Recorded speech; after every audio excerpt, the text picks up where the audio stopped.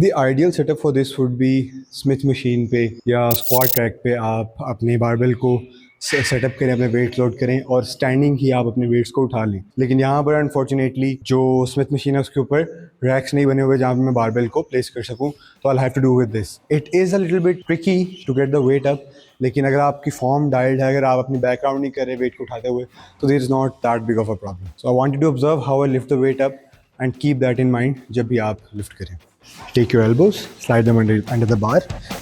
Keeping your back straight. You lift up.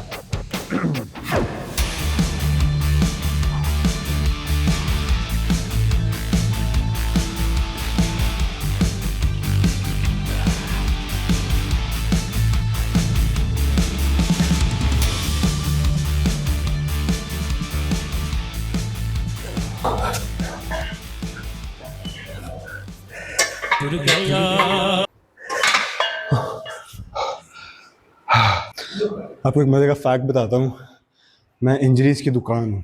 मैंने पहली दफ़ा आज से 5 साल पहले जिम में कदम रखा था, उसके बाद ऑन एंड ऑफ मुझे इंजरीज़ होती ही रही। मुझे लेफ़्ट नी की मेरी meniscus it was torn, I have 3 disc bulges in my lower back. तो whenever I visited the doctor, उनकी एक एडवाइस होती थी कि फ़लानी गोली लो और रेस्ट करो।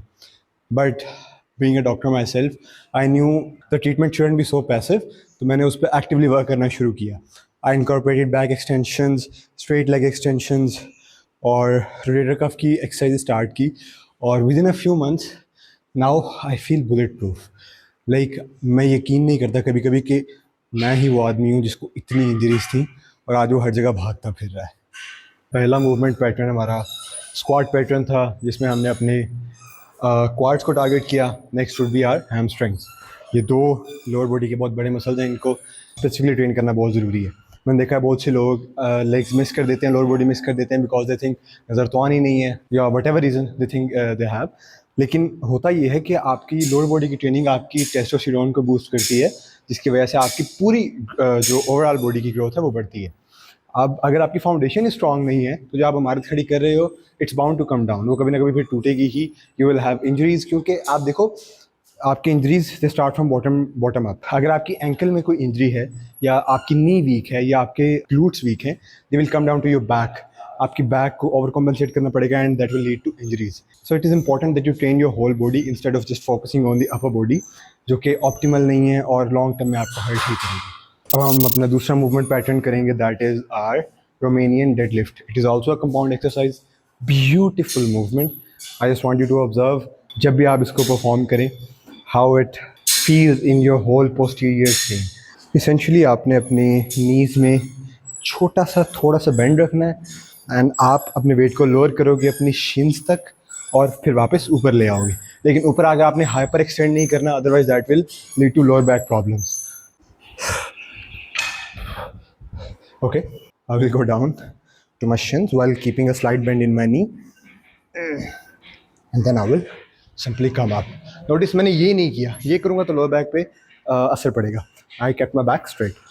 ठीक है? Look at it again.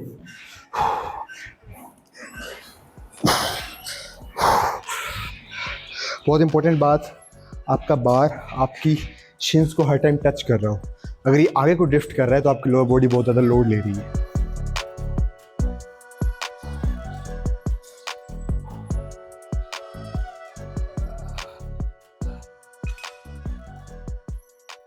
आज से 2 हफ्ते पहले मेरा स्क्रीन टाइम 16 घंटे था। बाकी टाइम मैं सोता था, लाइफ में कोई स्ट्रक्चर नहीं था and I was very depressed. बात यह है कि जिस भी मुकाम पर आज आप खड़े हो, it is a sum of all of the decisions that you made to this day. That is sad, लेकिन it's also empowering because it means कि यू आर इन कंट्रोल। अगर आपने बुरे डिसीजंस लेकर अपने आप को एक बुरे मुकाम तक पहुंचाया है, you can also make a lot of good decisions to improve your life. You are in control. ये हमारी मूवमेंट नंबर 3 है। It is another movement for the quadriceps. और आप अक्सर देखते हो प्रो बॉडी बिल्डर्स के यहाँ पे मसल बहुत प्रोमिनेंट होता है, उसको टीयर ड्रॉप VMO कहते हैं। और ये उसको बहुत हेविली टारगेट करती है। इसको हम लेग एक्सटेंशन कहते हैं। This is our exercise number 3। अब यहाँ पर आपने अपनी बैक को राउंड नहीं होने देना। अक्सर लोग वेट उठाते हुए अपनी बैक को राउंड कर लेते हैं, बैक पे ज़ोर पड़ता है, एटलीस्ट मेरे पड़ता था इंजरी के बाद एटलीस्ट। तो कीप दैट स्ट्रेट। और जैसे ही आपने अपने लेग्स को स्ट्रेट करना है, उनको हाइपर एक्सटेंड नहीं करना। अब लॉक करना ही नहीं है, अगर आप लॉक कर भी लिए तो उनको हाइपर एक्सटेंड नहीं करना। Like let me explain. अगर मैं यूँ लेके आ रहा हूँ, this is as far as it should come, इससे ऊपर आपको नहीं आना। अगर आप लॉक करते हो, आपके मेनिस्कस के डैमेज होने का खतरा होता है, वो दरमियान में रगड़ खाता है, तो आपने उसको प्रिवेंट करना है।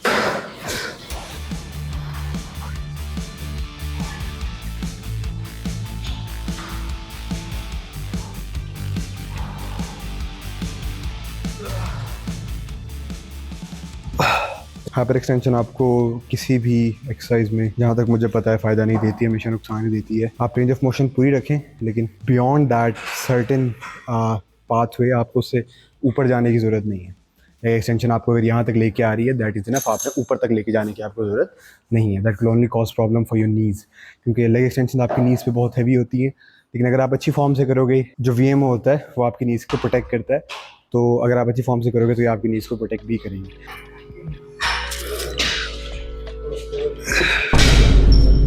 What's all that movement back there? इसको हम लाइंग लेग कर्ल्स कहते हैं और बड़ी सस्त मूवमेंट है, लेकिन इसेंशियली ये एक आइसोलेशन एक्सरसाइज है आपकी हैमस्ट्रिंग्स के लिए। जैसे हमने रोमेनियन डेडलिफ्ट की वो कंपाउंड एक्सरसाइज थी, ये आइसोलेशन एक्सरसाइज है आपकी डायरेक्ट हैमस्ट्रिंग्स की। ये हमारी आज की फाइनल मूवमेंट है। This is standing calf raise. आपकी काव्स जो होती हैं, बड़ा स्टबन मसल होता है टू ग्रो।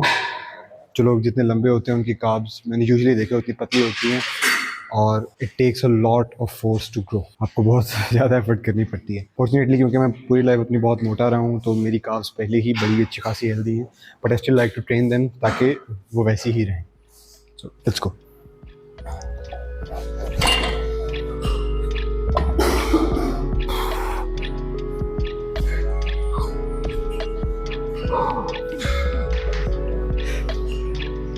और काफ रेजेस के साथ हमारा वर्कआउट ख़त्म हुआ। जस्ट टू रिकैप, हम upper lower push pull leg split follow कर रहे हैं 5 डेज़ अ वीक, और आज हमारा लोअर बॉडी डे था। हमने स्टार्ट किया एक स्क्वाट पैटर्न के साथ, Zercher squat. Then we moved on to Romanian deadlifts हमारी हैमस्ट्रिंग्स के लिए।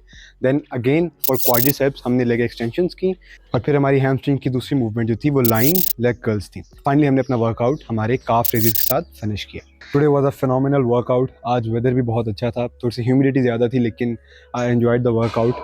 मैं कहूँगा कि आप भी मेरे साथ इस स्प्लिट फॉलो करें, because it is completely science based. ये मैंने खुद डिज़ाइन की है।